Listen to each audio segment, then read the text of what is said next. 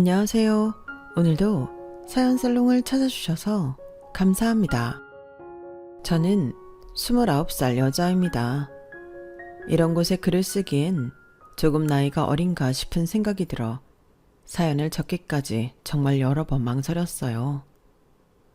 요즘은 결혼 적령기가 예전에 비해 폭넓어졌다 보니 제 또래 친구들이 많이 보는 채널이나 사이트에 글을 올리기에는 많이 공감을 못 받을 것 같아서 그래도 결혼에 있어서는 인생 선배님들이 많은 이곳에 글을 올려보기로 마음을 먹었습니다. 사연 적어주신 분들을 보니 이미 결혼 N년 차인 분들도 많으시고 손주까지 있으신 분들도 많으셔서 제가 겪은 일은 조금 하찮게 느껴지실지도 모르겠어요. 그래도 다 내 친구 혹은 내 딸, 내 손녀가 겪은 일이라 생각하며 들어주시면 좋겠어요. 저는 어릴 때부터 소박한 꿈이 있었는데요. 20대가 끝나기 전에 결혼을 하는 게 소원이었어요. 20대 끝자락에 짝을 만나 백년가약을 맺고 30대부터는 제 의지를 이룬 새 울타리에서 삶을 시작하고 싶었거든요. 그 이유는 여러 가지가 있겠지만 사실은 부모님과 함께했던 어린 시절이 제게는 마냥 행복하지만은 않았거든요.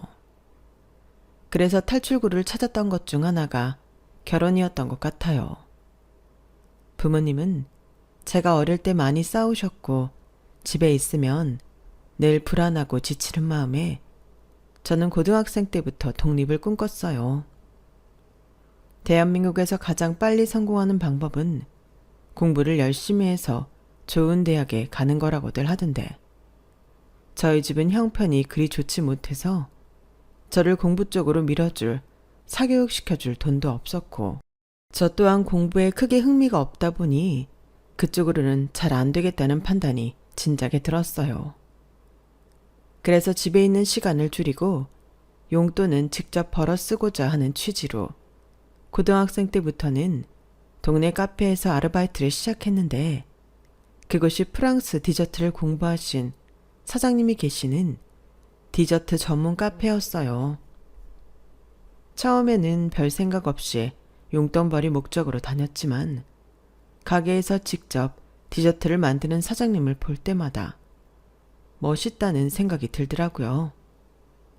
손님이 없는 날은 가끔 사장님께서 일하는 걸 멍하니 구경하곤 했는데 어느 날은 사장님께서 먼저 물으시더라고요.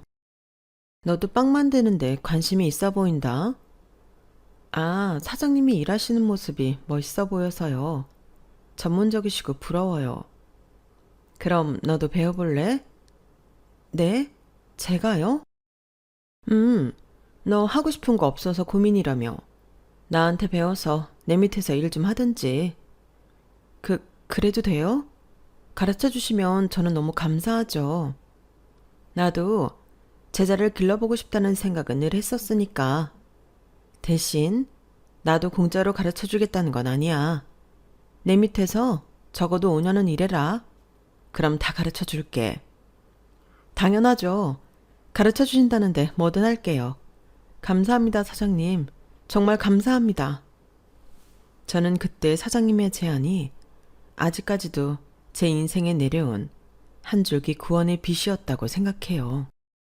사장님께서 제 구체적인 사연을 묻진 않으셨지만 매번 싸우는 엄마 아빠를 말리다가 등 터지는 날이 많아서 종종 입술이나 얼굴에 멍이 지거나 팔뚝에 상처를 달고 출근했기에 제 집안 사정을 어느 정도는 꿰뚫어 보고 계신 듯 했어요.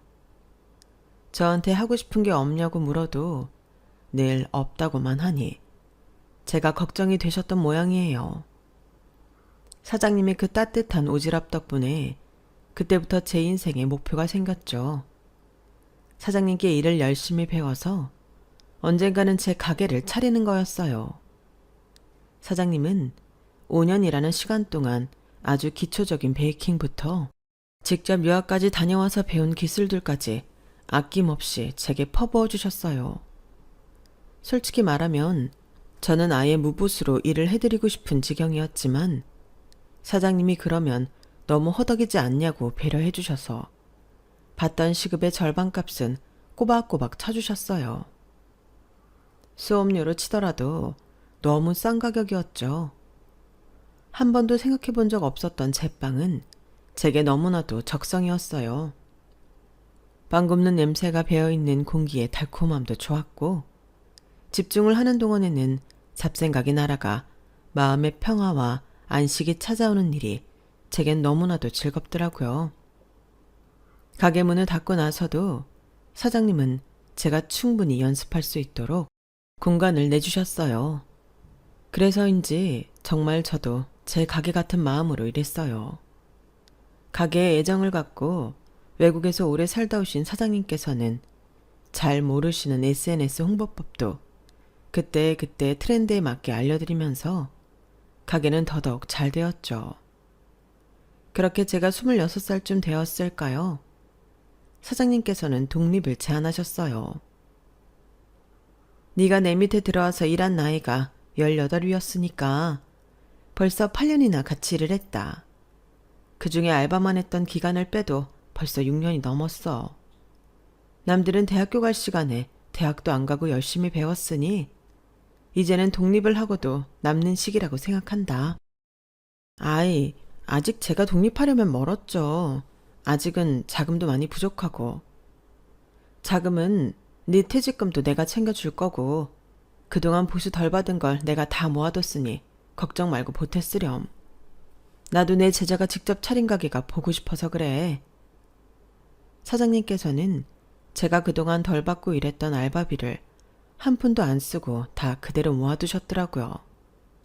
거기다 생각지도 못했던 퇴직금까지 챙겨주시니 생각보다 금액이 꽤 됐어요. 언젠가는 독립을 해야겠다는 생각은 있었지만 그렇게 일찍은 아니었는데 사장님 덕분에 용기 내서 또 다른 도전을 할 수 있게 되었죠. 제가 생각한 건 테이크아웃을 전문으로 하는 빵집이었어요. 사장님이 운영하시던 카페처럼 앉아서 먹고 갈 수 있는 가게를 차릴 수 있었다면 좋았겠지만 그러기엔 세도 너무 비싸고 인건비도 들어서 많이 부담스럽더라고요. 그래서 큰 회사들이 많이 들어와 있는 동네 부근에 식사 대용 토스트나 샌드위치를 주력으로 팔면서 제가 개발한 시그니처 메뉴들을 팔아보기로 했어요. 처음에는 전략이 먹혔는지 아침 식사 대용으로 팔던 메뉴들이 잘 팔려서 주로 그걸로 매출을 냈는데 나중에는 단골 손님들이 회사에 입소문을 내주셨는지 제가 한두 가지씩 끼워 팔던 시그니처 메뉴들이나 디저트들이 잘 팔리기 시작하더라고요. 직장인들 출근 시간대나 점심시간대에만 장사가 잘 됐었는데 나중에는 시그니처 빵과 디저트들이 인기가 더 많아져서 퇴근하고도 제 빵을 사가는 분들이 많아지셨어요. 그러더니 언젠가부터는 점심시간대에 하루치 준비했던 빵이 소진되는 일도 종종 생기더군요. 야, 역시 내 제자가 만든 가게라 그런지 인기가 엄청나구만. 맨날 내 가게 옆에 차리라고 했는데 그랬으면 아주 우리 집이 큰일 났겠어. 헤이, 스승님 따라가려면 멀었죠. 저는 그래봤자 작은 구멍가게인데요. 그게 더 무서운 거야. 손님들이 정말 맛만 보고 찾는 거니까. 아무튼 배울 때도 실력이 빨리 는다 생각했는데 확실히 재능이 있네. 네가 잘된 모습 보니 참 좋다. 열심히 해봐. 네, 감사합니다. 제가 정말 잊지 않고 언젠가 은혜 갚을게요, 스승님. 은혜는 무슨. 나도 어디 자랑하고 다닐 만한 제자가 필요해서 키운 거니까 허튼 생각 말고 그냥 잘 살아. 그게 은혜 갚는 거다.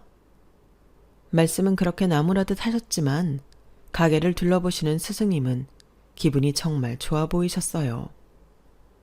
저를 워낙 어릴 때부터 봐오신 분이고 한 번도 제게 구체적인 집안 사정을 먼저 묻진 않으셨지만 이상하게도 함께 있으면 마음이 편안해서 저도 모르게 이것저것 말하게 되는 제 주변에 딱 한 분이는 진짜 어른이셨어요.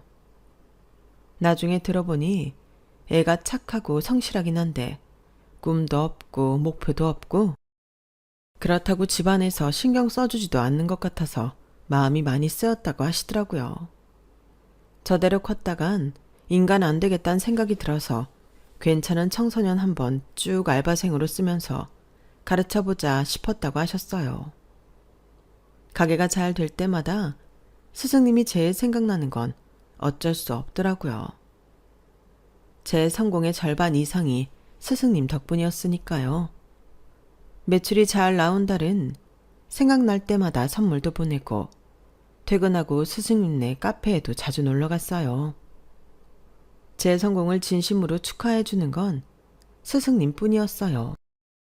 일이 잘 풀리기 전에는 일을 어떻게 하면 잘 풀리게 할 수 있을까 집중하고 고민하느라 미처 몰랐던 것들이 보이기 시작했거든요. 사람이 잘 되기 시작하니까 그전에는 아무리 주변에 제가 뭘 하는지 말하고 다녀도 관심을 안 주던 사람들이 관심을 주기 시작하더라고요.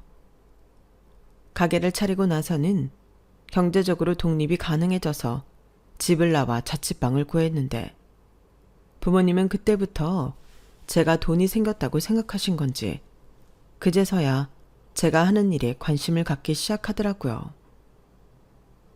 너 그 알바하던 곳 사장한테 배워서 가게 차린 거냐? 엄마는 가게 차린 지가 언젠데 그런 걸 이제 물어보세요.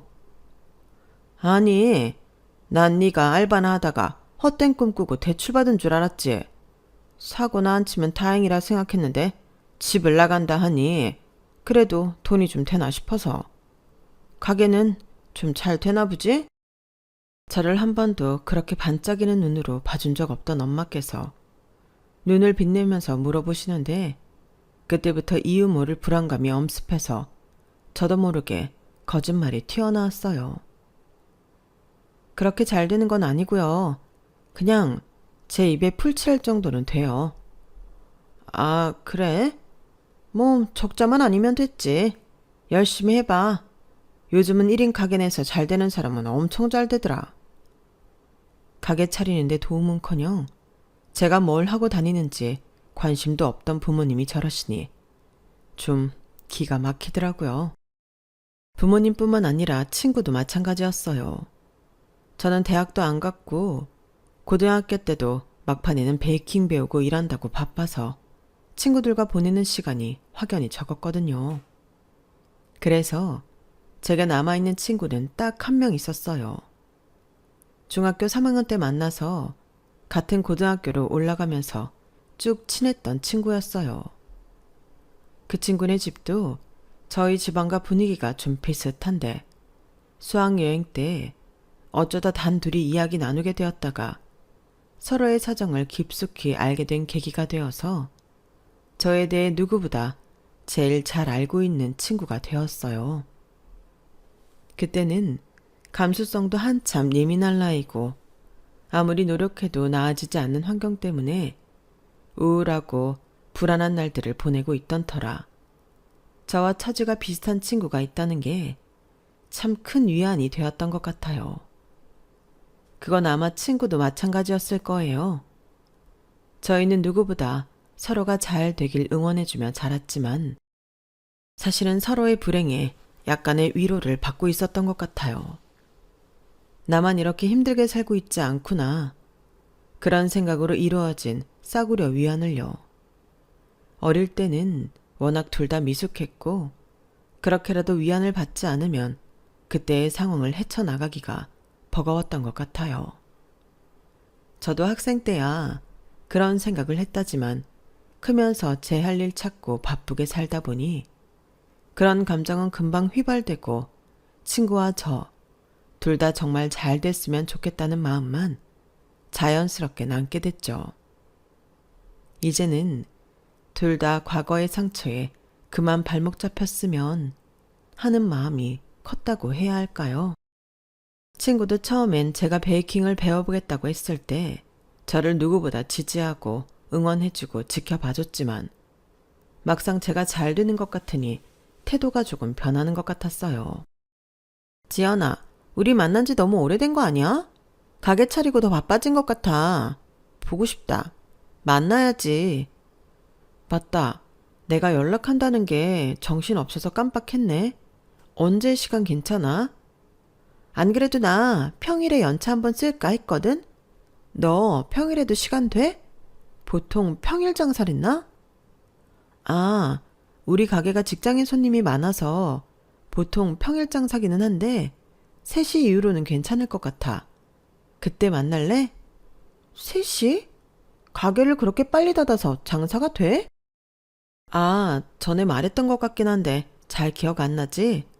원래는 8시까지 했는데 요즘은 장사가 잘 돼서 3시면 거의 하루치 준비한 빵은 다 팔리더라고. 날마다 조금씩 다르긴 하지만. 뭐? 가게 잘 된다고는 들었지만 그 정도야? 나 그럼 니네 가게 놀러 갈래. 기다렸다가 너 퇴근하면 같이 놀러 가자. 그래, 그러자 그럼. 그렇게 친구가 놀러 온 날, 가게는 2시쯤 모든 빵이 소진됐어요. 친구는 눈이 튀어나올 것처럼 커져서는 비어있는 진열대를 빤히 보더라고요. 아니, 이 정도면 진짜 엄청난 맛집 아니야? 왜 말 안 했어? 말은 다 했는데 그땐 네가 반응이 없길래 관심이 별로 없나 보다 했지. 아니, 이 정도인 줄은 몰랐지. 이렇게 잘 되는 집은 흔치 않잖아. 생각해보니 너 베이킹 초반에 연습할 때 말고는 네가 만든 빵을 먹어본 적이 없네. 나 만들어줘. 나 먹어볼래. 제일 친하다는 친구라는 애가 이제 와서 일하는 게 조금 제 입장에서는 어이가 없긴 했지만 남이 하는 일이니 그럴 수 있다 싶어서 그땐 그냥 넘어갔어요. 그런데 그날 이후부터 친구가 제가 하는 일에 관심을 갖기 시작하면서 뭔가 묘하게 태도가 바뀌더라고요. 평소 같으면 제가 한 번 사면 같이 사던 애가 언젠가부터 계산을 할 때가 되면 슬쩍 뒤에 빠져 있는다든지 정산을 해준다며 한 번에 계산해달라더니 금액을 계산해서 보내줘도 돈을 은근슬쩍 안 보내고 까먹은 척 한다든지 은은하게 스트레스를 주더라고요. 그것뿐만이 아니었어요. 은근히 이런 것들이 쌓여 한 소리 따끔하게 해야겠다 싶을 때쯤이 오면 갑자기 태세를 전환해 불쌍한 척을 해왔어요. 너 잘 사는 거 보니 좋긴 한데 가끔 우울하다. 왜 그래? 무슨 일 있어? 아니, 우리 어떻게 보면 되게 비슷한 처지였잖아. 그래서 서로 공감하면서 친해졌던 거고. 근데 네가 잘 되면서부터 좀 변한 것 같아서 내가 무슨 말을 해도 잘 공감도 못하는 것 같고. 그게 무슨 소리야? 내가 네 말에 공감을 잘 안 해줬다니. 정말이야? 아니, 뭐 상황이 좋아졌으니 그럴 수 있다고는 생각해. 그래도 내가 무슨 일 생기면 도와줄 거지? 당연하지. 그걸 말이라고. 도움 필요하면 말해. 그 친구가 그렇게 서운하다고 할 때마다 처음엔 저도 어쩔 줄을 몰랐어요. 저조차도 스스로 이렇게까지 잘 될 줄 몰랐기 때문에 제 환경이 변하면서 이렇게까지 주변에도 변화가 생길 줄은 몰랐던 거죠. 적응이 안 되는 부분도 많고 저도 인간이다 보니 감정적으로 서운하고 이해 안 되는 점도 많았어요. 그래도 이게 다 제가 잘 풀리면서 생기는 부작용 정도라고 생각하면 그렇게 기분이 나쁘지만도 않더라고요. 최대한 주어진 상황을 긍정적으로 받아들이려고 노력했던 것 같아요. 그러던 어느 날이었어요. 친구가 남자를 하나 소개시켜주겠다고 하더라고요. 내가 자주 간다고 했던 엄청 인심 좋은 카페 사장님 기억나? 아니, 내가 가는 시간대에는 사장님이 일하셔서 늘 아들이 없었는데 저번에 그분 아들이 카페에 와서 봤는데 너무 괜찮더라고. 근데 딱 보니까 네 생각이 나더라. 너도 카페 일도 해봤고 지금도 베이커리 하니까 어떻게 보면 비슷한 업종이잖아. 내가 너 얘기하니까 사장님이 너무 좋아하시던데 아들 한번 만나볼래? 어우, 야, 됐어. 뭘 그렇게까지 만나. 야, 그럼 너 행동 반경이 맨날 가게 집인데 남자는 어디서 만나게? 뭐, 손님이랑 만날래? 그러지 말고 한번 만나봐. 진짜 괜찮아서 하는 말이라니까? 친구의 계속되는 권유에 결국 나중에는 저도 귀가 솔깃하더라고요. 친구 말 맞다나 가게에만 틀어박혀 빵만 만들고 팔고 있으니 만나는 사람이라고는 저희 손님들 뿐이었거든요. 거기다 저희 가게 손님의 80% 이상이 여성분들이라 제 또래의 젊은 남자를 만나기란 하늘의 별 따기였죠. 그래서 결국에 만나보기로 했어요. 친구가 이렇게 괜찮다고 호언장담을 하는 남자가 어떤 사람인지 궁금하기도 했고 비슷한 업계 종사자라고 하니 기본적인 호감은 가더라고요. 잘 된다면 서로 도움도 줄 수 있을 것 같다는 생각도 들었고요. 괜히 직업병 같은 건지 만나보기 전에 어머니랑 운영한다는 카페 후기까지 찾아봤는데 후기가 하나같이 사장님 둘 다 친절하다고 적혀 있더라고요. 손님에게 친절한 거야 당연한 거라 생각할 수도 있겠지만 생각보다 많은 가게가 그렇지 않거든요. 그래서 조금쯤은 안심을 했던 것 같아요. 실제로 만나본 남자는 정말 친구 말대로 인상도 훈훈하고 호감형이었어요. 말투에도 친절함과 다정함이 베이스로 묻어 있었고 대화를 좀 나눠보니 제가 원하던 자상하고 가정적인 성향을 가진 남자 같아서 저도 모르게 푹 빠지게 됐어요. 다행히도 쌍방호감이라 몇 번 연락을 주고받고 식사도 한 끝에 저희는 금방 연인이 되었어요.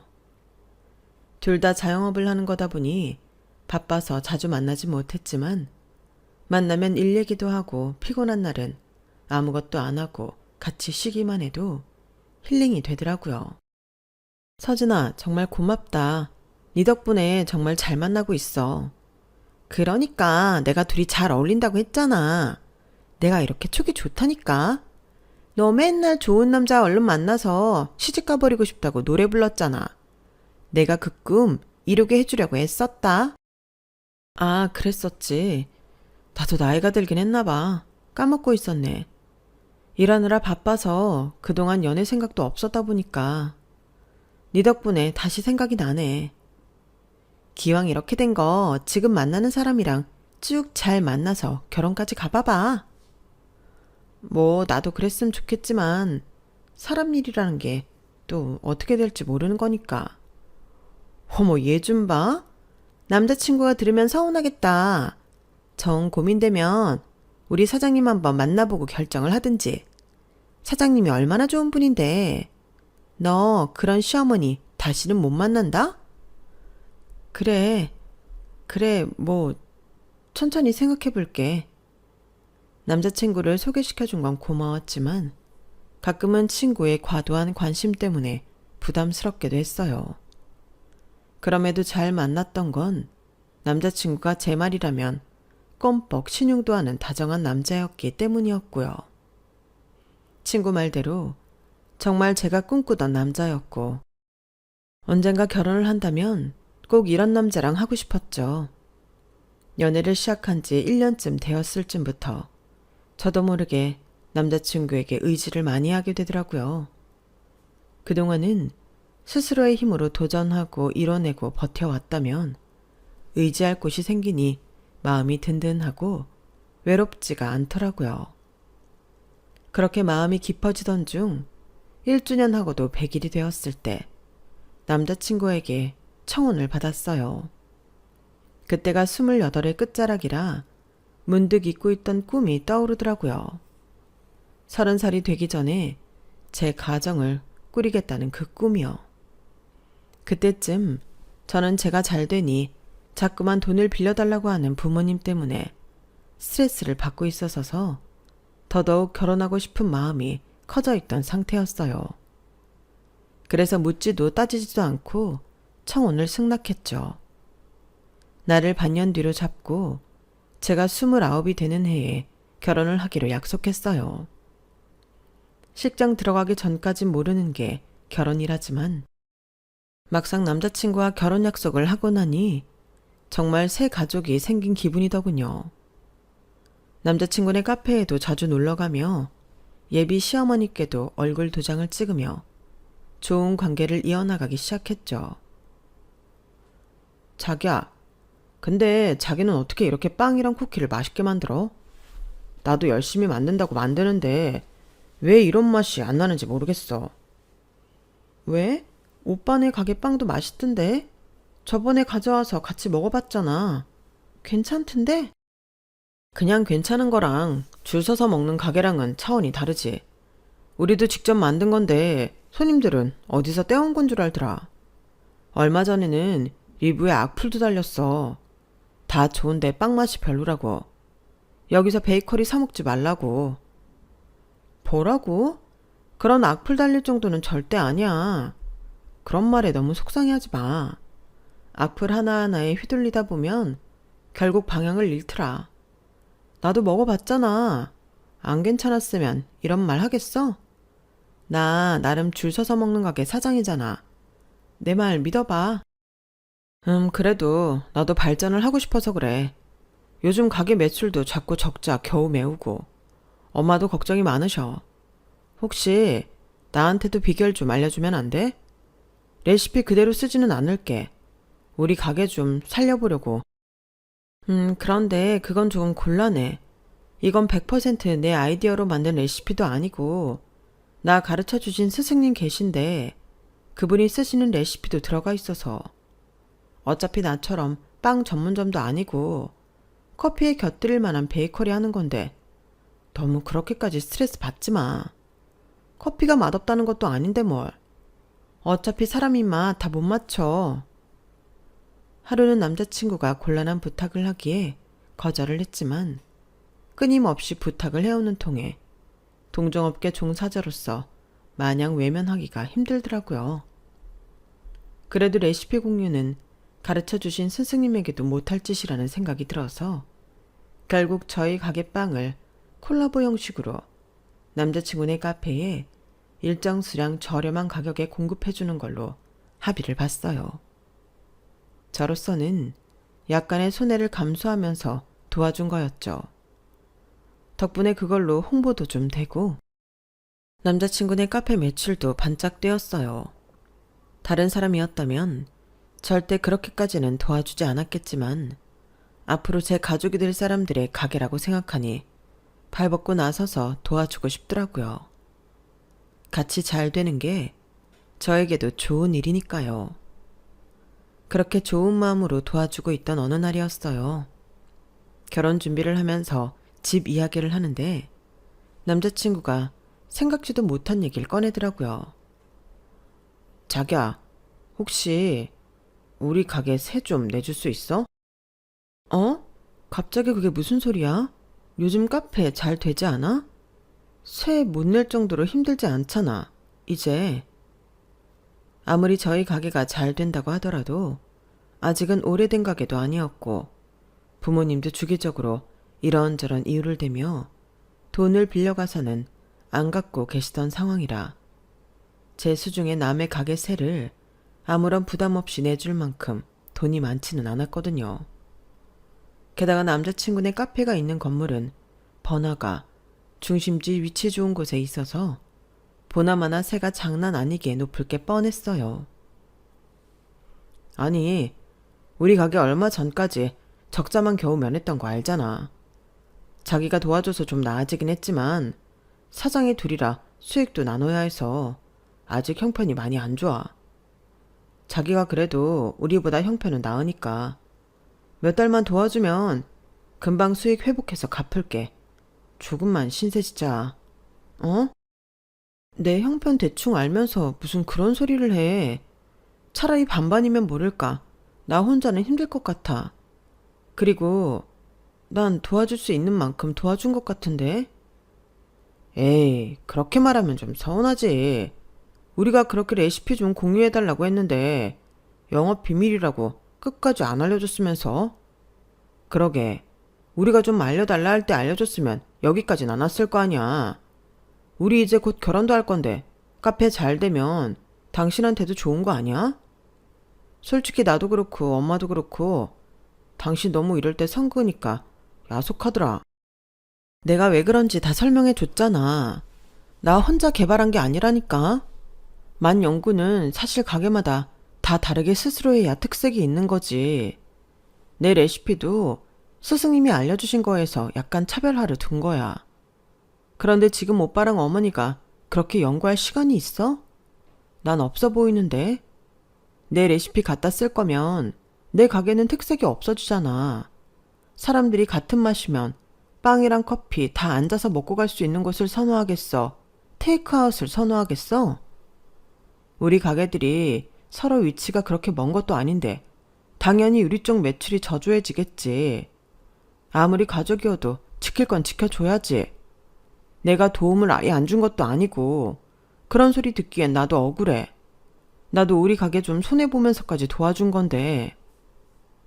최근 몇 달 동안 남자친구네 가게에 공급해줄 물량을 만드느라 시간적으로도 육체적으로도 많은 지원을 아끼지 않는 것에 비해 제게 떨어지는 수익은 적었기 때문에 그런 비난을 듣는 게 제 입장에서 너무 억울하더라고요. 제가 눈물까지 글썽이자 여기서 멈춰야겠다 싶었는지 남자친구가 금방 저를 끌어안고 토닥여줬어요. 알겠어. 미안해. 당신도 혼자 가게 운영한다고 힘들 텐데 우리 나중에 결혼하면 가게에 합치던지 할까? 그건 됐어. 그 와중에도 은근슬쩍 싫은 제안을 던지는 남자친구의 말에 거절은 확실히 했네요. 그런데 뭔가 그때부터 찜찜하다는 기분이 들긴 했던 것 같아요. 그리고 며칠 후에 스승님께 오랜만에 전화가 왔어요. 지연아, 잘 지내지? 네. 제가 먼저 연락을 드렸어야 했는데 요즘 결혼 준비로 바쁘고 정신이 없어서요. 죄송해요. 아니야, 그거야 이해하지.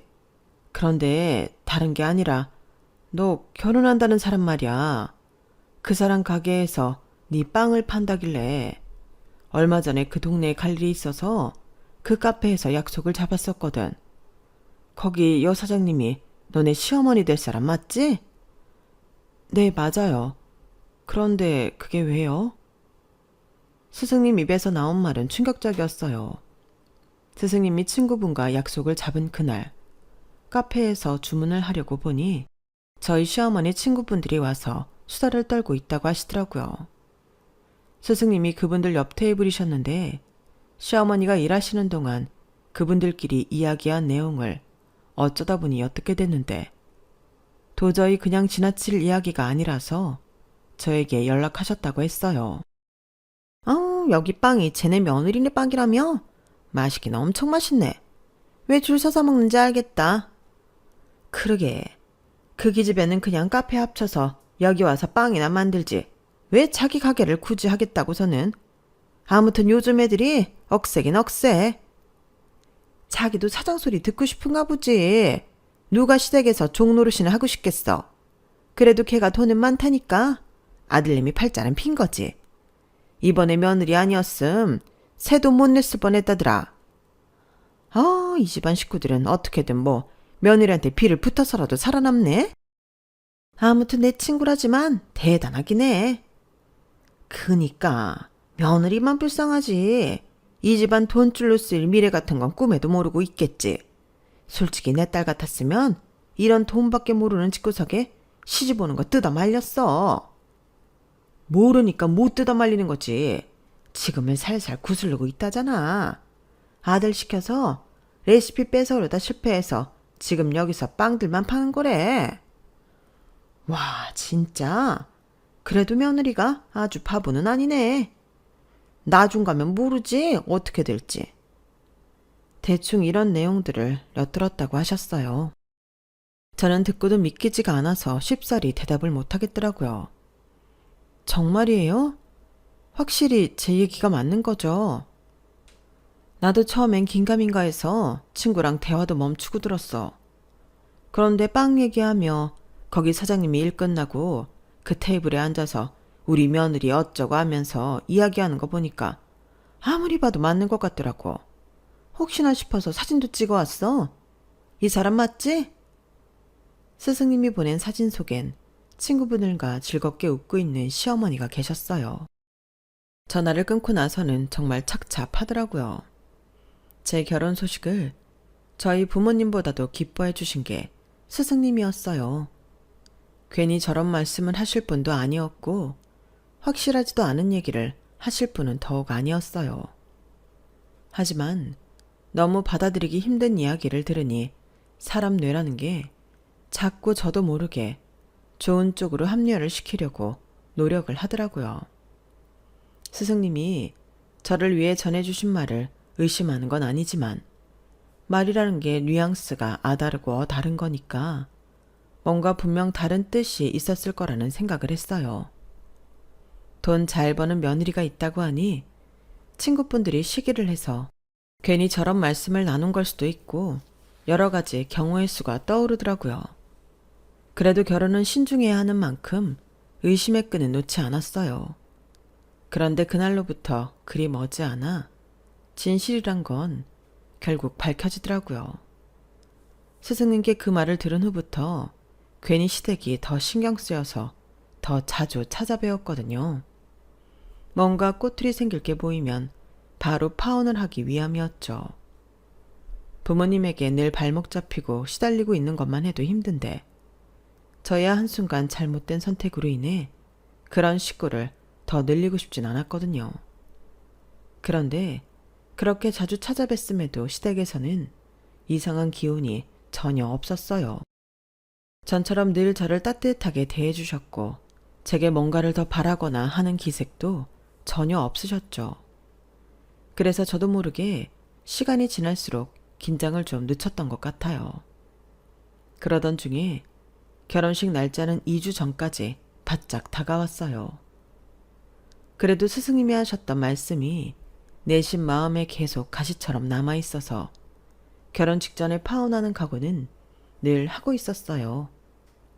결혼하기 직전 마지막 가족 식사라며 시댁과 함께한 저녁 식사 때 그 가구가 빛을 발할 줄은 상상도 못했지만요. 분위기 좋은 곳에서 가서 식사를 하던 도중 어머님께서 어딘가에서 온 전화를 받으러 자리를 뜨셨어요. 그때까지만 해도 별 생각은 없었는데 화장실에 갔다가 어머님께서 전화하고 있는 목소리를 듣게 됐죠. 이대로라면 결혼할 것 같아. 근데 애가 생각보다 눈치가 좀 빠른 것 같더라고. 그래서 이때까지 아무 말 안 했는데 오늘 마지막으로 한 번 더 얘기 꺼내보라 하려고. 돈 많은 애들이 더 무섭다더니 얘도 뜯어내려니까 장난이 아니다. 그치? 잘 되면 당연히 네 목도 챙겨줄게. 그런 걱정은 하지도 말어. 그때 등골이 싸해지는 느낌이 들더라고요. 제가 화장실 칸 안에 들어가 있어서 어머님은 제가 엿듣고 있다고는 상상도 못 하시는 것 같았어요. 서둘러 녹음기를 켰어요. 그니까 결혼하기 전에 돈 싹 뜯고 레시피 훔쳐서 파혼하려고 했는데 얘가 뭔가 눈치를 챈 것 같아. 우리 아들은 너랑 결혼을 시켜야 하는데 이러다 아무것도 못 듣고 결혼부터 시켜야 될 판일까봐 걱정이네. 아니 혼인신고는 걱정 마. 일부러 주변에 청첩장도 별로 안 뿌렸으니까. 우리 집 며느리는 당연히 너지. 네가 이런 태아를 낚아놨는데. 거기까지 듣고 나니 더 이상 참을 수가 없이 머리끝까지 화가 나더라고요. 남자친구에게 저 몰래 숨겨놓은 애인이 있었던 건지 아니면 약혼자가 있었던 건지 몰라도 도대체 누구랑 전화를 하길래 저런 소리를 하나 싶어서 화장실 문을 박차고 나가 어머님의 전화기를 뺏어 들었어요. 어머나 깜짝이야. 야, 너 다 듣고 있었니? 네, 어머님. 저도 빨리 어머님 식구가 되고 싶어요. 돈도 돈인데 레시피부터 받아서 저희 그걸로 열심히 카페 키워봐요. 걔가 안 그래 보이는데 은근 깍쟁이라 힘들긴 해요. 저도 잘 구슬려 볼게요. 전화 상대가 바뀐지도 모르고 열심히 아양을 떠는 건 다름 아닌 제 절친한 친구였어요. 시댁이나 남자친구가 딴 맘을 먹고 있을지도 모른다는 건 스승님이 기뜸해준 이야기를 통해 짐작이야 하고 있었지만 그 배후에 이 친구가 있을 거라고는 상상도 못했어요. 애초부터 저에게 이 인간들을 소개시켜준 것도 이 친구고 모든 게 이런 계획하에 이루어졌던 거라고 생각하니 너무 화가 나서 손이 바들바들 떨리더라고요. 야, 이서진, 너 미쳤어? 네가 그러고도 진짜 인간이야? 여보세요? 어머님, 어머님! 어머님 같은 소리 하네. 너랑 너네 어머님이랑 거지 같은 남친놈 내가 다 작살낼 거니까 그렇게 알아. 뭐?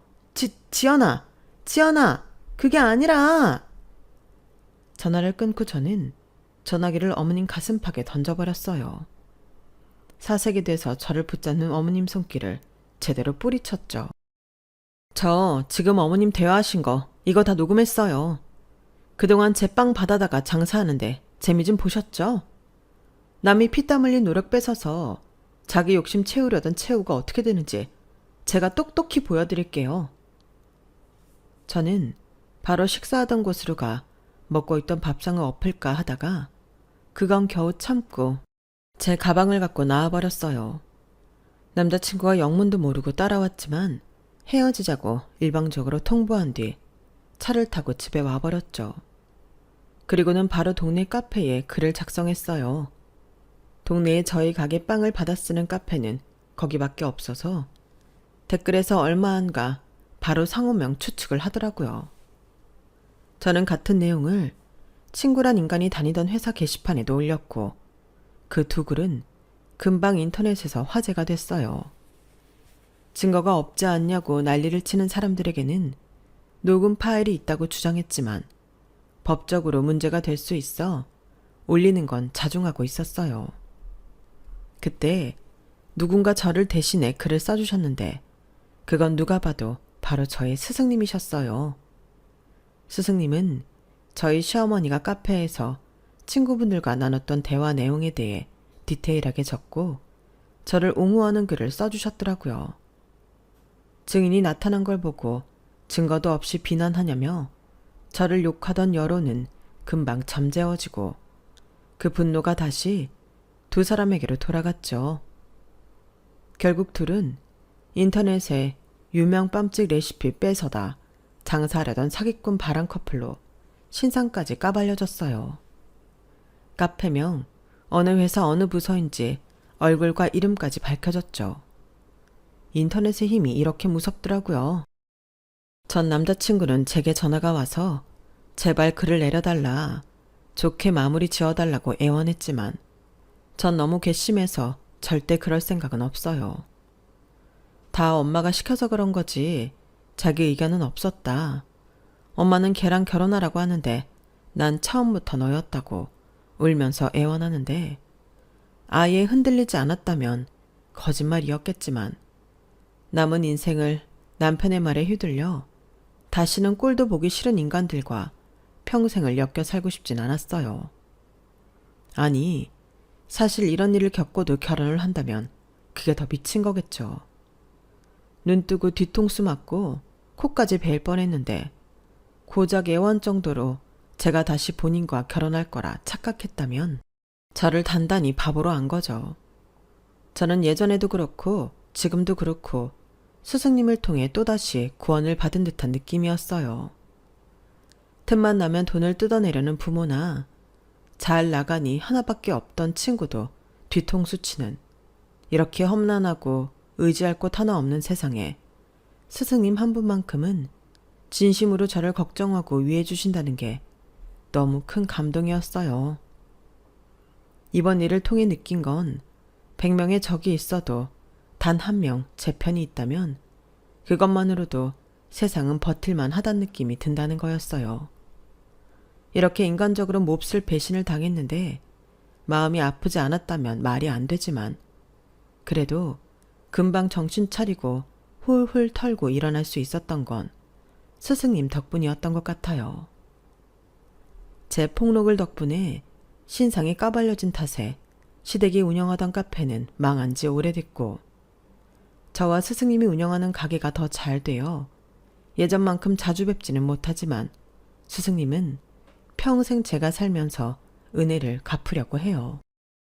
여러분께도 인생에 이런 귀인 한 명쯤 계셨으면 좋겠다는 생각이 들어요.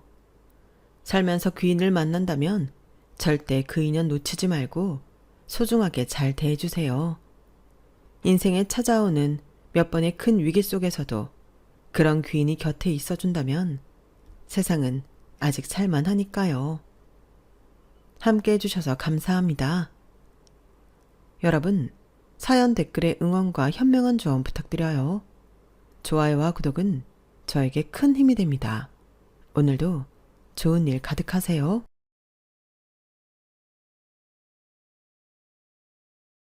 안녕하세요. 오늘도 사연살롱을 찾아주셔서 감사합니다. 저는 결혼을 앞두고 있는 예비신부랍니다. 원래 결혼 전에는 많은 신랑 신부들이 별의 일을 다 겪기도 하고 감정적으로도 너를 뛴다고 하더군요. 물론 그런 말들이 정확히 어떤 것들을 의미하는지 저는 아주 잘 알고 있어요. 왜냐하면 저도 그런 일들을 겪었기 때문인데요. 하지만 제가 겪었던 일들은 다른 사람들이 의뢰 얘기하는 에피소드들보다는 조금 더 드라마틱했던 것 같아요. 그래서 제가 겪었던 그 사건에 대해서 이렇게 사연을 보내게 되었습니다. 저랑 예비 남편은 일본에서 각자 공부를 하고 일을 하다가 만나게 되었어요. 일본인 친구를 통해 만나게 되었는데 솔직히 예비 남편은 그동안 소개팅하면서 만났던 남자들 중 가장 돈을 잘 버는 것도 아니었고 가장 잘생긴 것도 아니었어요. 눈에 띄는 부분이 없었는데 막상 실제로 만나보니 서로 대화가 너무 잘 통했고 전에 없이 편안한 분위기로 있다가 올 수 있었죠. 예비 남편 역시 같은 느낌을 받았는지 그날 이후로도 2번, 3번 더 만나자고 연락해왔고 저희는 그렇게 자연스럽게 연인 사이로 발전할 수 있었답니다. 결혼 약속 또한 일본에서 하게 되었는데요. 사귄 지 500일이 되던 어느 겨울날 예비 남편은 눈이 펑펑 내리는 삿포로로 여행을 가자고 하더니 숙소에 도착하자마자 준비되어 있던 프로포즈를 했어요. 저 몰래 미리 정성껏 숙소를 꾸며놓은 그 사람을 보니 결혼을 약속하지 않을 수 없었죠. 마침 이듬해에 저는 대학을 졸업했고 예비 남편도 출장 기간이 끝나 함께 손잡고 한국으로 돌아올 수 있었어요. 저희 2사람은 서로 한국 일정이 안정되면 바로 부모님께 인사를 드리기로 했어요. 그런데 일본에서 함께 지낼 때는 몰랐는데 한국에 와서 보니 예비 남편의 집이 저희 집과는 좀 크게 차이가 날 정도로 잘 살았던 겁니다.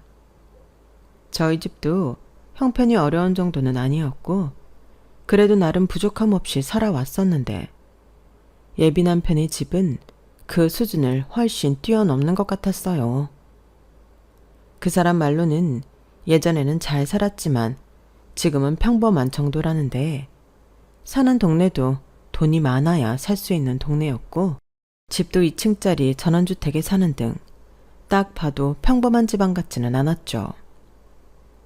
할아버지가 하시던 사업이 잘 돼서 큰 돈을 벌긴 했지만 당신이 생각하는 그런 부자는 아니야. 아버지가 사업 물려받고 나서 크게 휘청일 때도 몇 번이나 있었고 집이야 부모님이 결혼하실 때 할아버지가 해주신 그 집 그대로 살고 있는 것뿐이라 크게 신경 쓰지 않아도 돼. 그래도 나는 부모님도 이혼하시고 아빠랑 둘이서만 사는데 이런 나를 마음에 들어 하실까? 물론 당신 부모님도 당신처럼 좋은 분들이시겠지만 괜히 좀 걱정이 되네. 걱정하지 마. 우리 집안은 아들만 둘이라 당신 같은 예쁜 며느리가 생기는 걸 부모님이 더 좋아하실 거야. 예비 남편의 위로에 저는 겨우 긴장을 풀 수 있었어요. 예비 남편은 정 긴장되면 자기가 먼저 저희 아빠께 인사를 드리겠다며 저희 집으로 오는 일정을 먼저 잡아주었죠. 약속된 날에 예비 남편은 저희 아빠가 운영하는 치킨집을 찾아와 주었는데요. 한 손에는 간단한 선물을 들고 아빠가 내어주신 치킨을 먹고 맛이 있다며 칭찬을 하고 시종일관 사람 좋은 웃음으로 분위기를 밝게 이어갔죠.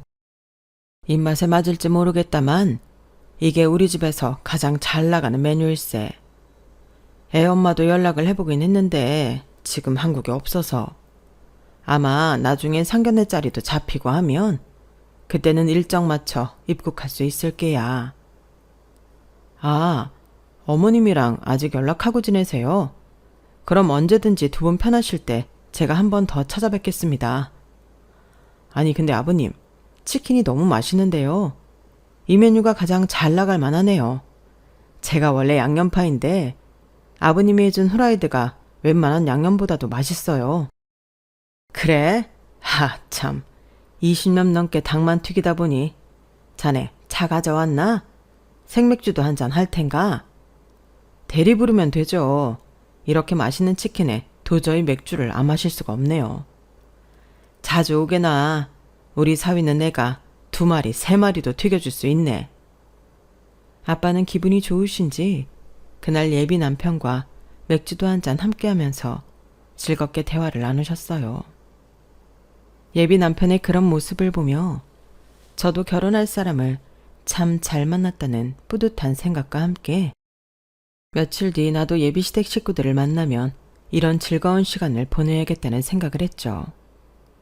예비 남편이 했던 것처럼 자연스럽게 하면 되겠구나 싶은 생각에 긴장감도 사라지고 의욕이 생기게 되었어요. 그렇게 시간이 흘러 예비 시댁에 인사를 드리러 가기로 한 날이 왔습니다. 저는 예비 남편이 그랬던 것처럼 똑같이 한 손에는 예비 시부모님이 좋아하신다는 선물을 들고 밝은 표정으로 인사를 드렸어요. 그러자 예비 시부모님도 똑같이 밝은 표정으로 절 반겨주셨죠. 어머, 네가 지은이구나. 어서 와. 아유, 여기까지 오느라 힘들었을 텐데 뭘 또 이런 걸 다. 안녕하세요, 어머님 아버님. 박지은이라고 합니다. 이거 어머님 아버님이 좋아하신다고 해서 작게나마 챙겨왔어요. 어서 들어오렴. 아우, 이쁘기도 해라. 집 내부로 들어가니 예비 시댁 집안은 예상했던 것보다 훨씬 더 고풍스러운 저택이었어요. 할아버지 때부터 부자였다더니 그 말이 제대로 실감이 났죠. 예비 시어머니는 음식을 푸짐하게 차려놓으셨는데 하나같이 맛 또한 수준급이었어요. 저는 예비 남편이 저희 아빠 가게에서 했던 것처럼 음식이 너무 맛있다는 얘기와 함께 활기차게 대화를 이끌어 나가려고 했는데요. 제 예상과는 다른 분위기로 흘러가고 말았어요. 어머, 어머님, 갈비찜이 너무 맛있어요. 그래? 더 있으니 먹고 더 먹으렴. 요즘 애들답지 않게 먹는 모습도 참 복스럽구나. 부모님이 참 기뻐하시겠어. 아버님, 어머님은 어떤 일을 하시니? 저희 아빠는 동네에서 치킨집 하고 계세요. 엄마는... 뭐? 치킨집? 치킨 사업을 하시는 게 아니라 동네 치킨집을 운영하신다고? 우리 아버지도 퇴직하신 뒤로는 운전하시는데 뭐. 그거랑 이거랑 같니? 네 아버지는 벌 거 다 벌어놓고 소일거리로 운전하시는 거잖니? 그럼 지은이 너희 아버님도 원래는 다른 일 하시다가 전향하신 거니? 아, 저희 아빠는 엄마랑 이혼하신 뒤부터 20년 동안 치킨집만 운영하셨어요. 동네에서도 단골 엄청 많으시고. 뭐? 이혼? 아이고. 그치만 저희 부모님 아직 서로 친하게 잘 지내고 계세요. 상견례 자리에는 두 분 같이 오시기로 하셨어요. 이제 남남인데 뭐하러 오신다니? 엄마! 예비 시어머니의 공격적인 말에 갑자기 화기애애했던 분위기는 얼음물을 끼얹은 듯 차가워졌어요. 저는 너무나 당황했죠. 순간적으로 제가 무슨 실수를 했나 싶은 생각이 들 정도로요. 하지만 저는 묻는 말에 있는 그대로의 사실을 대답했을 뿐 잘못한 건 없었어요. 예비 남편 역시 많이 당혹스러운 듯 어쩔 줄 몰라 했죠. 그때 그런 분위기를 전환시킨 사람은 바로 예비 시아버지였어요. 조용히 계시던 예비 시아버지는 저에게 친절한 말투로 물어보셨어요. 사돈 어르신께서 그럼 혼자 너를 명문대에 보내시고 일본 유학도 보내신 거니? 이번에 대기업 인턴지에 합격했다는 소식은 승철이 통해 들었다. 네, 제가 원래 그쪽 분야로 고등학교 때부터 관심이 있었거든요. 아빠도 제 꿈을 응원해 주셔서 여기까지 오게 됐어요. 그때 당시만 해도 각광받는 분야가 아니었는데 네 성구안도 대단하고 그런 널 믿어준 사돈어른도 참 대단한 분이시구나. 지은이가 대학도 반학기 조기 졸업해서 아마 같이 들어간 인턴들 중에서 제일 어릴걸? 그치? 아, 응. 내가 제일 어리긴 해. 예비 시아버지와 예비 남편의 노력으로 분위기가 다시 조금 풀어지는 것 같았어요. 저희의 대화를 듣던 예비 시어머니도 왜인지 분위기가 좀 누그러지는 것 같더군요. 그래 뭐 지은이 네가 능력이 있으니. 아니 근데 인턴으로 들어가면 정직원이 안 될 수도 있는 거 아니니? 아니 엄마 거긴 웬만하면 정직원 전환시켜주더라고요. 인턴을 애초에 엄청 힘들게 뽑아서 그런가 봐. 그래 그렇다면야 뭐. 승철 엄마가 워낙 걱정이 많은 스타일이라 그러니 걱정하지 말렴. 이렇게 예쁘고 능력도 좋은 딸이라니. 당신도 참. 그래 사돈 어르신이 참 뿌듯해 하시겠어. 우리도 가끔씩 치킨이랑 맥주를 즐겨 먹곤 하는데 나중에 사돈 어르신이 하시는 가게에 들러봐도 괜찮겠구나. 아, 네. 대기업 다니게 된다고 해서 안일하게 생각하지 말거라. 들어가면 그때부터 시작인 게야. 엄마 없이 자랐다니까 가르칠 게 한두 개가 아닌 것 같은데 집에도 일찍 들어오고. 저희 엄마는 승철 엄마가 널 걱정해서 하는 말이지 싫어해서 하는 말이 아니란다. 저 사람이 그래도 살림하나는 기가 막히게 잘하는 편이거든. 잘 배워두면 너도 애 키우고 살림할 때 도움이 많이 될 게다.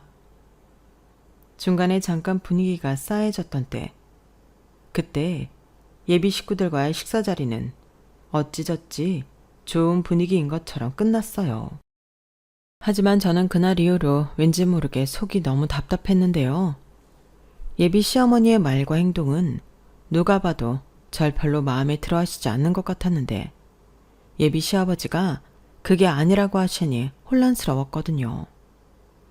예비 남편 역시 예비 시어머니의 말이 조금 직설적이긴 하지만 다 저희를 걱정해서 하는 말이라며 저를 달래줬고요. 그럼에도 불구하고 제 마음은 완전히 풀어지지는 않았어요. 사실 저희 가족이 이렇게 된 데에는 그럴 만한 나름의 사연이 있었기 때문이었죠. 원래 저희 집은 지금처럼 화목한 가정이 아니었어요. 부모님이 이혼하시기 전보다 이혼하신 이후에 더 화목해진 특이한 집안인 거죠. 그리고 그 문제의 원인은 바로 저희 할머니였는데요. 저희 할머니는 제가 기억하는 아주 어렸을 적 첫 기억부터 저희 엄마를 늘 괴롭히셨어요. 야, 너 지금 시간이 몇 시인데? 아직까지 처자빠져 있어. 얼른 이 남편 아침상부터 차려야 할 것 아니냐? 죄송합니다, 어머님. 제가 어제 회식 자리였어서. 이게 토요일이라고 괜히 늑장 부릴 생각만 하고 돈도 쥐꼬리만큼 벌어오는 주제에 무슨 놈의 회식 타령이야. 금방 상 차릴게요. 엄마, 저 아침 안 먹어도 돼요. 저희 좀 자게 냅두세요. 너 안 먹는다고? 다른 사람도 다 안 먹냐? 뭐해? 얼른 일어나지 않고. 에이, 아들도 못 낳는 년이 게으르기까지 하니. 어렸을 때 저희 가족은 할머니 집에서 다 같이 살았었는데요. 엄마가 조금이라도 늦게 일어나는 날이면 어김없이 할머니가 엄마를 구박하는 소리가 쩌렁쩌렁하게 들려왔어요. 할머니는 지역 유지라 원래부터 돈이 많은 분이셨는데 그에 비해 평범하게 자라온 저희 엄마가 며느리로 들어올 때부터 굉장히 반대가 심하셨다고 해요. 결국 시집을 올 때부터 할머니의 구박이 시작되었는데 설상가상 첫 아이로 딸인 제가 나와버려서 엄마는 저를 낳은 이후로 더 심하게 구박을 받고 사셨죠. 할머니는 인신고격은 기본에 엄마가 물 마시는 거, 밤중에 화장실 가는 거. 당시 어렸던 저는 모든 기억이 다 나진 않지만 떠오르는 기억마다 할머니로 인해 고통받았던 엄마, 아빠에 대한 기억들 뿐이었어요. 다행히 할머니가 저까지 구박을 하진 않았지만 항상 집안 분위기가 엄하고 살벌하니 제 입장에서도 눈치가 많이 보였던 기억은 있네요. 너무 엄마를 심하게 구박하는 할머니 때문에 아빠가 나서서 말려보려고도 했지만 아빠 역시 기세가 형형하신 할머니를 이길 수는 없었어요. 그도 그럴 것이 어린 나이에 결혼한 엄마 아빠가 할머니에게 경제적으로 기대고 있던 부분이 없지 않았기 때문이었죠.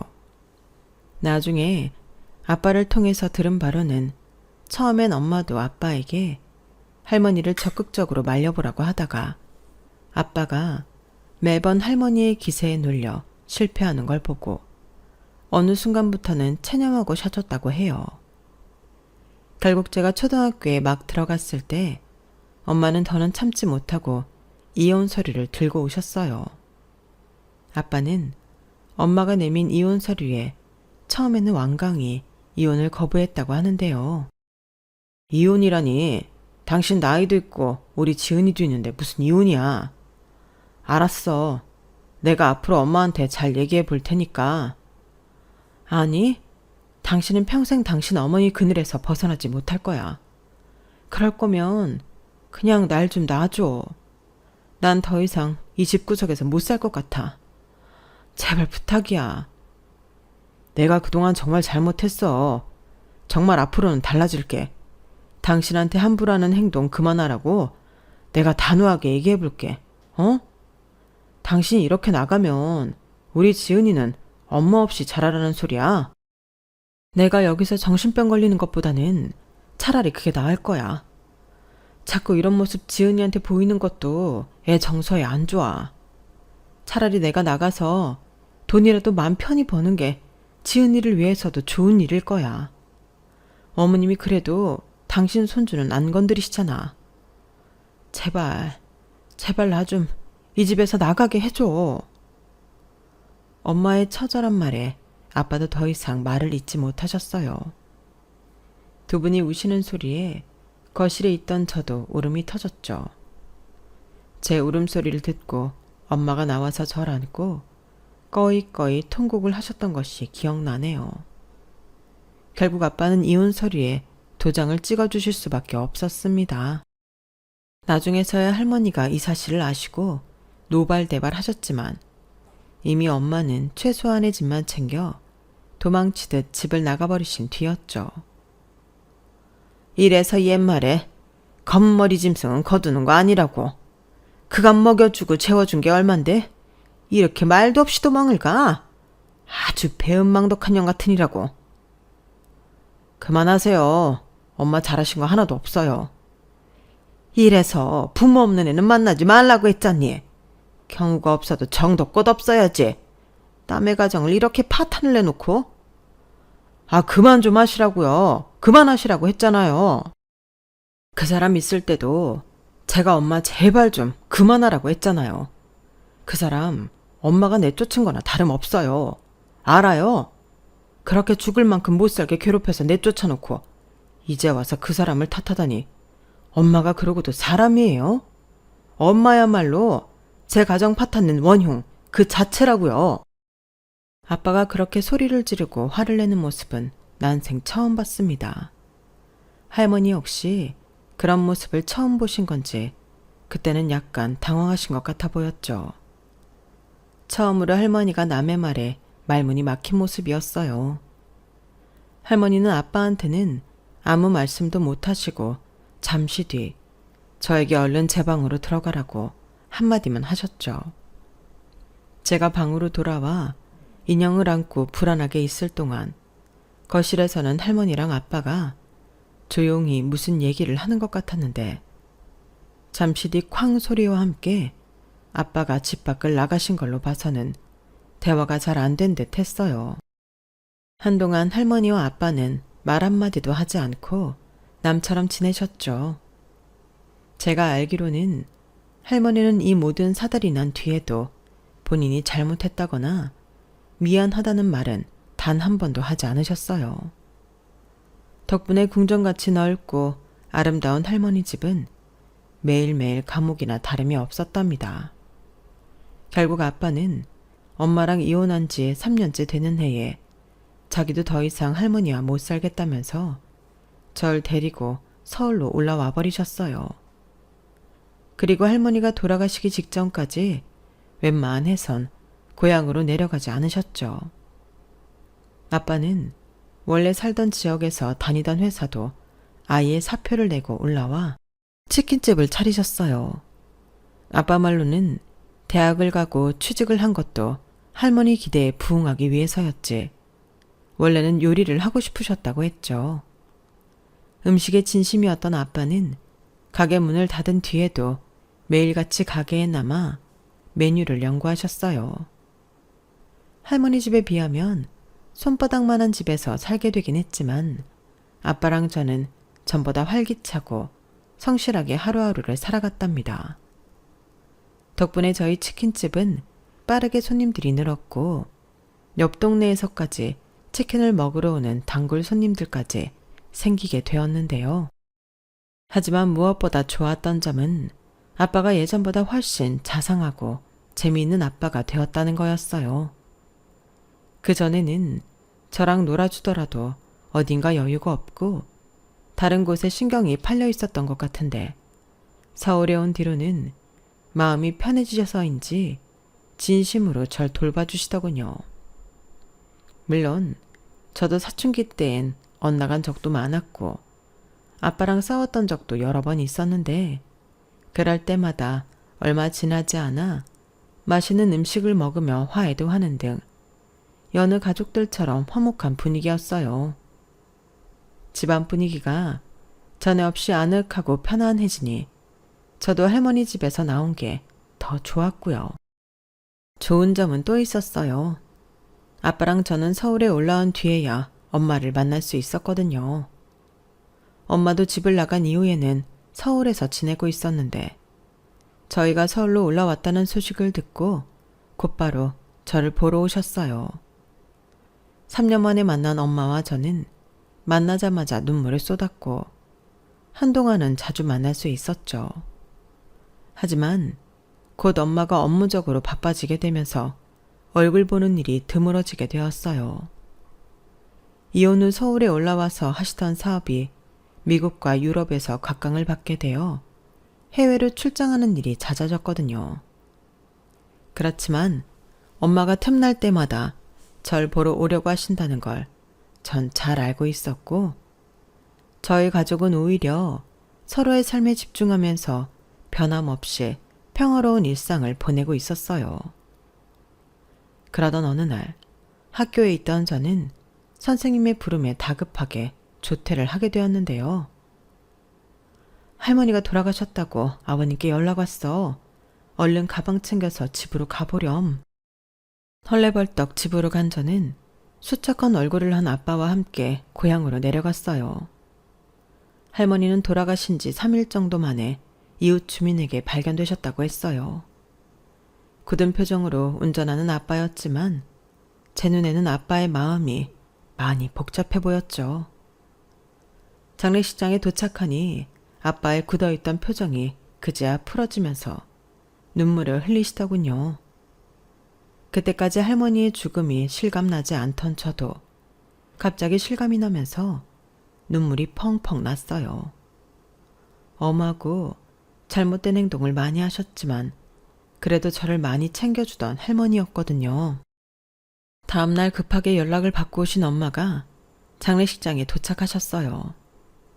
엄마는 할머니 영정사진을 한참 노려보셨는데 얼굴은 이미 눈물 범벅이셨죠. 그렇게 원망했는데, 그렇게 욕을 많이 했는데 왜 이렇게 일찍 가세요? 내가 어머님 100살도 넘게 사실 만큼 욕을 그렇게 많이 했는데 고작 이 짧은 시절 살다 가시라고 저한테 그렇게 모질게 구셨어요? 나는 아직도 가끔 어머니 나오는 거 악몽을 꿔요. 그렇게 남의 인생 못살게 괴롭혀놓고 가족들한테 다 버림받고 혼자 가셔서 왜 마음 편히 원망도 못하게 하세요? 어쩜 그렇게 마지막까지 절 괴롭히시냐고요. 조문객이 많이 오시진 않아서인지 전부 사정을 다 아시는 분들이었고 그래서 엄마의 원망 섞인 울부짖음을 다 못 본 척 해주셨어요. 그런 엄마를 보면서 아빠랑 저는 더 울고 저희 가족은 그렇게 할머니를 보내드렸답니다. 놀라운 것은 할머니가 유산의 대부분을 엄마한테 남기셨다는 거예요. 평소 재산 관리를 철저하게 했던 할머니셨는데 혼자 지내시면서 무슨 심경의 변화가 있었던 건지 2년 전에 미리 유언장을 작성해 두셨다고 하더군요. 엄마는 그 돈을 받지 않겠다고 아빠한테 넘기라고 했지만 아빠는 극구 말리셨어요. 당신이 그거라도 받아야 우리 가족의 죗값이 조금이라도 사라지지. 난 어차피 그 돈 받아도 제대로 관리도 못해. 내 몫으로는 이 정도면 적당해. 내가 돈이 없어 보여? 이 정도 돈으로 화 안 풀리니까 그냥 당신이 가져. 지은이 키우는 건 당신이잖아. 참나, 나는 돈이 없어. 그리고 우리 지은이가 당신 닮아서 얼마나 공부를 잘하는 줄 알아? 키우는데 다른 집 애들처럼 학원비가 많이 들기를 하나, 애가 사치를 부리기를 하나, 이 돈 필요 없어. 지은이한테 뭘 해주려거든 당신이 직접 하면 되잖아. 아빠는 끝까지 엄마한테서 돈을 받지 않으셨어요. 엄마는 결국 할머니의 유산을 받아가셨고 그 돈으로 대부분 제 학비를 대주시거나 저에게 용돈을 주시곤 했죠. 가끔 주시는 용돈은 큰 돈은 아니었지만 학생인 제 입장에선 충분한 돈이었고 저는 덕분에 경제적으로 어려웠던 적은 없었어요. 아빠가 하시는 치킨집도 꾸준히 손님들이 많았고요. 그리고 엄마랑 아빠가 틈틈이 연락을 하시는 것 같았어요. 아빠는 아직 엄마를 많이 좋아하는 티가 났었거든요. 그래서 하루는 제가 아빠한테 직접적으로 엄마 얘기를 꺼내봤어요. 아빠, 엄마랑 또 연락해? 어? 아니야. 그냥 한국에 또 언제 들어오는지 알아야 지은이 너한테도 말해주니까. 이제 할머니도 안 계신데 둘이 다시 만나도 되지 않아? 이 녀석이 벌써 다 커가지고 무슨 그런 걸 눈치채고 있어. 눈치채더라도 좀 모른 척 해주지. 나는 상관없어. 나 신경 쓰지 말고 만나라고. 아빠가 염치가 있지. 어떻게 먼저 그러니? 네 엄마가 만나준다고 할 때마다 한 번씩 만나는 걸로 좋게 해야지. 아빠는 씁쓸하게 웃으며 그렇게 말씀하셨는데 세월이 지나도 정말 두 분은 재결합을 하지 않더군요. 엄마도 아빠가 싫은 눈치는 아니었는데 말이에요. 제가 일본 유학을 다녀온 사이에는 오히려 전보다도 더 자주 연락하시는 것 같았고요. 그때는 저도 두 분이서 저 몰래 연애하시는 걸 못 본 척 해드렸답니다. 남들이 봤을 때는 저희 집이 이혼 가정이라서 별로 화목해 보이지 않겠지만 사실은 이런 사정들이 있었기 때문에 오히려 서로 더 애틋한 사이예요. 그래서 예비 시어머니의 편견 어린 시선이 굉장히 거슬렸던 거고요. 하지만 저는 저희 집안의 이야기를 잘 모른다면 편견을 가질 수도 있다고 이해하기로 했습니다. 실상은 다정한 집안이니 아마 예비시댁 식구들도 상견례 자리에서 저희 가족을 만난다면 금방 편견이 사라질 거라고 생각했죠. 예비 시아버지의 말씀대로 예비 시어머니가 절 싫어하는 것은 아니고 몇 가지 이유 때문에 그랬던 거니까 그런 부분들이 사라지면 처음 제게 반갑게 인사해 주셨던 그때로 돌아갈 거라고요.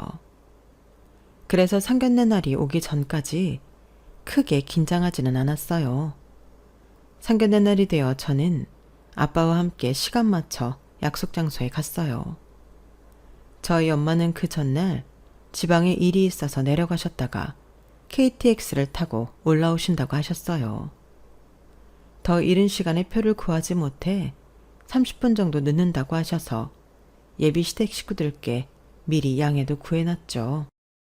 그렇게 두 가족이 만나 인사를 나누고 식사를 시작했어요.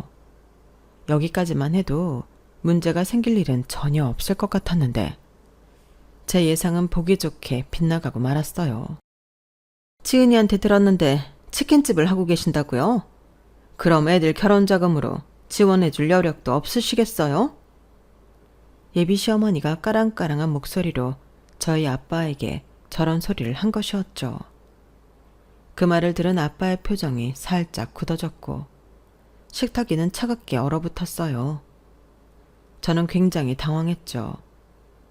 예비 남편이 어색하게 하하 웃으며 억지로 분위기를 풀려고 했어요.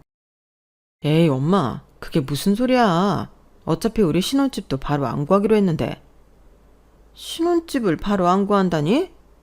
우리 저번에 얘기했었잖아. 일단 결혼식에 집중하고 신혼집은 천천히 구하기로. 초기에는 자리를 먼저 좀 잡고 후내년쯤부터 알아보면 딱 좋을 것 같아. 뭐? 결혼 전에는 구해놔야지. 그게 무슨... 예비 신랑과 저는 신혼집을 급하게 구하지 말고 일단 결혼식에 먼저 집중하기로 대화를 나눈 적이 있었거든요. 근데 그 말이 결혼을 하고 나서도 천천히 구한다는 얘기인 줄은 몰랐어요. 어른들이 다 계시니 거기서 적극적으로 반박하기도 그렇고 게다가 예비 시어머니의 망언 때문에 이상해진 분위기를 더 망칠 수도 없어서 제가 섣불리 아무 말도 못하고 있는 사이 예비 시어머니는 계속해서 저희 아빠한테 무례한 말들을 쏟아내더군요. 혼수 마련할 돈은 있으시겠어요? 사부인이 말씀하시는 수준이 어느 정도인지는 잘 모르겠습니다만 저희도 번듯한 혼수는 해줄 여유가 됩니다. 그런 부분은 너무 걱정하지 않으셔도 돼요. 말이야 누가 못하나요? 혼수도 쓸만한 혼수를 하셔야지. 엄마, 저희 엄마가 말씀이 좀 이러셔도 신경을 많이 써주시다 보니 그래요. 가만히 있거라. 어른들 말씀하시는데. 사돈, 말투보다 내용에 집중해 주세요. 서로 나쁠 것 없는 제안입니다. 신경이 쓰이고 말고. 제가 사돈어른 솔직히 터놓고 말씀을 드릴게요. 그래요. 저희도 지은이처럼 젊고 능력있고 빠릿빠릿한 며느리 드리는 건 나쁘지 않게 생각해요. 하지만 이혼 과정에 동네 치킨 장사 하신다면서요? 그럼 보나마나 혼수도 변변찮게 하실 것 같은데. 그런 거 받고 번듯한 신혼집 내어줄 마음은 없어요. 애들 결혼식 올리고 나면 저희 집으로 데려가서 이것저것 가르칠 테니까 혼수할 돈은 그냥 제 계좌로 보내주세요. 그럼 저희 딸더러 시댁에서 지내라는 말씀이십니까? 그럼 애가 엄마도 없이 자랐는데 가르칠 게 한두 개겠어요? 데려다가 남편이 바깥 일 잘 하도록 도우려면 어떻게 해야 하는지 하나부터 10까지 알려줘야죠. 나중에 애들 신혼집 구해주는 비용 생각하면 뭐 몇 년 종살이 한다 치더라도 보수가 섭섭하지 않은 수준일 겁니다. 뭐 종살이요? 말이 그렇다는 거죠. 어쨌든 제가 한 말의 요지는 이해하셨죠?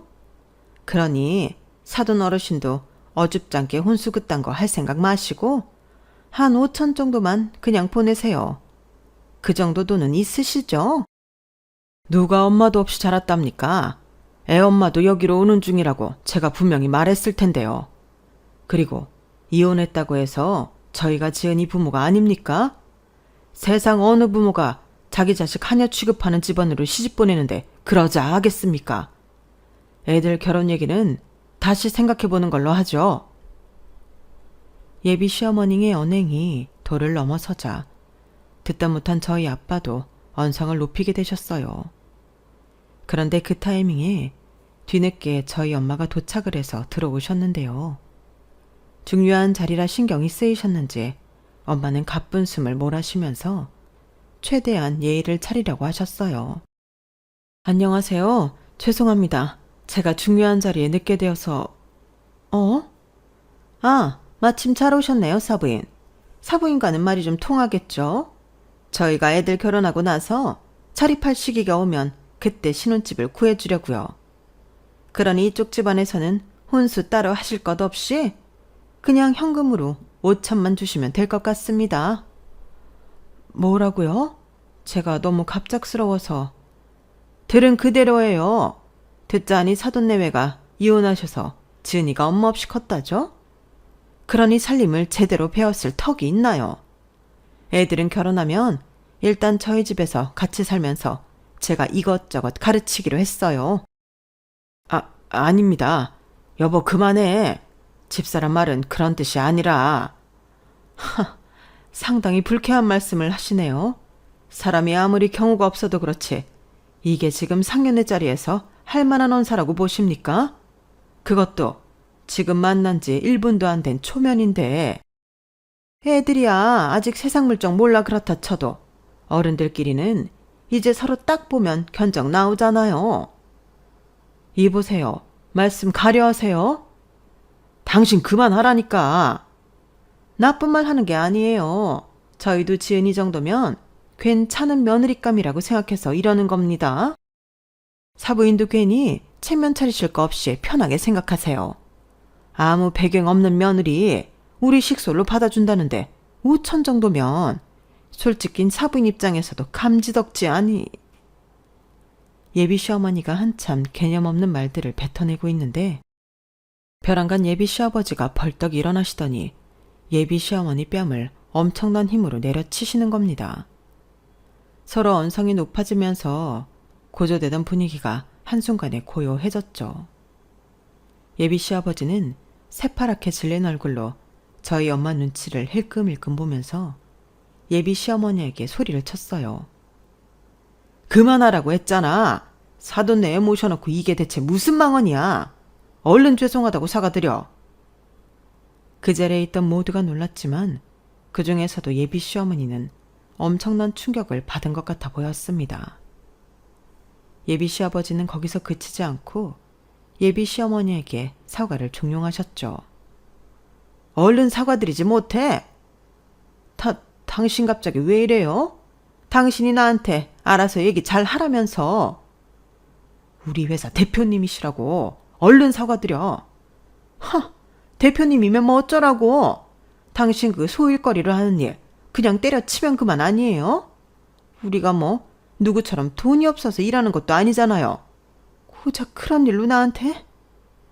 예비 시어머니의 말에 예비 시아버지는 더더욱 얼굴이 새파랗게 질렸는데요. 저희 엄마는 그런 예비 시아버지를 보면서 차갑게 말씀하셨어요. 돈이 없어서 일하는 게 아니라고요? 내가 하는 거랑은 많이 다르네요. 다르다뇨? 그쪽 집안 가진 거라곤 빚밖에 없잖아요.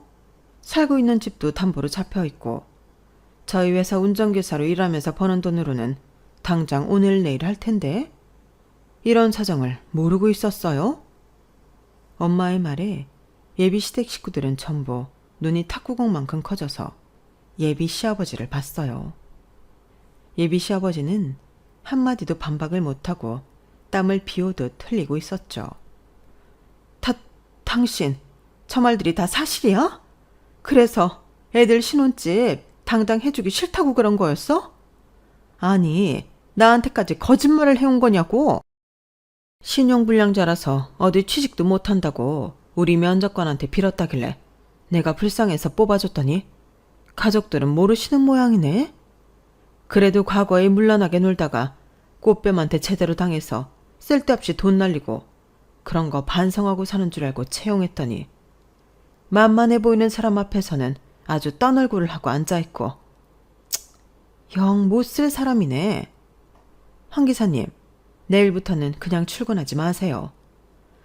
대표님, 아닙니다. 이 사람이 말을 못 나게 해서 그렇지. 저희 아들이랑은 달라요. 다르다고요? 어머님이 저희 아빠한테 계속해서 못된 소리 할 때 아버님이랑 이 인간은 제대로 말리지도 못하고 포장하게 급급했잖아요. 잘못된 걸 바로 잡을 생각은 안 하고 계속 본심은 그게 아니라는 둥. 사람이 그게 뭐예요? 당신네들 집안 사정이 어떻던지 간에 전 아까부터 이 결혼 그만두려고 했어요. 저희 부모님도 같은 생각이신 것 같으니 저희는 이만 일어날게요. 안 그래도 저도 그 집안 인간들 하는 꼬라지 보고 정이 팍팍 식어가는 중이었는데 엄마 앞이라고 태도를 손바닥 뒤집듯 뒤집으며 가장 가까운 사람한테 손찌검까지 하는 비열한 인간이라니 더 볼 것도 없겠다 싶었죠.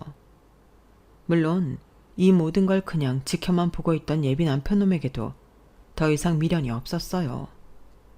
저희 가족은 테이블 옆에 무릎까지 꿇으며 싹싹 피는 빚쟁이 아저씨를 뒤로 한 채 그 자리를 그냥 놔버렸답니다.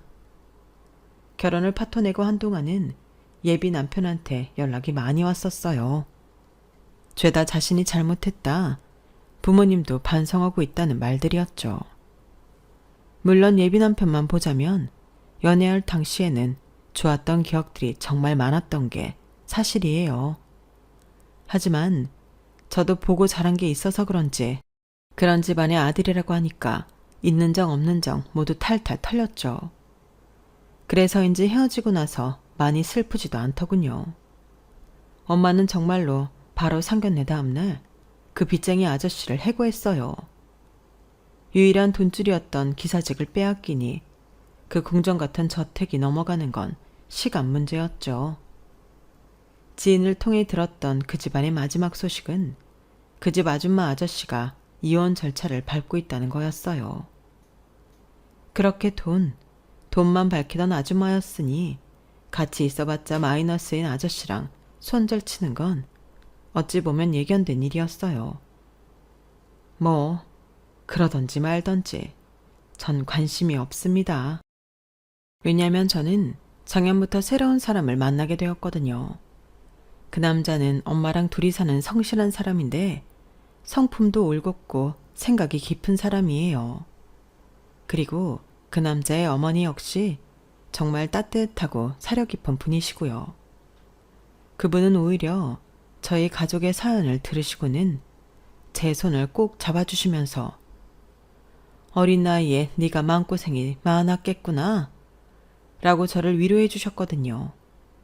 저는 그런 따뜻한 위로를 해주시는 어머님을 보고 지금 예랑이와 결혼할 마음을 굳히게 되었어요. 저희는 올 가을에 결혼을 앞두고 있답니다.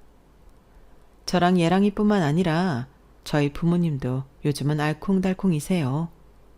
이전 상견례 일 이후에 엄마는 갑자기 자기가 집에 없으니까 이런 일이 일어난 거라며 은근슬쩍 한국에서 지내고 계세요.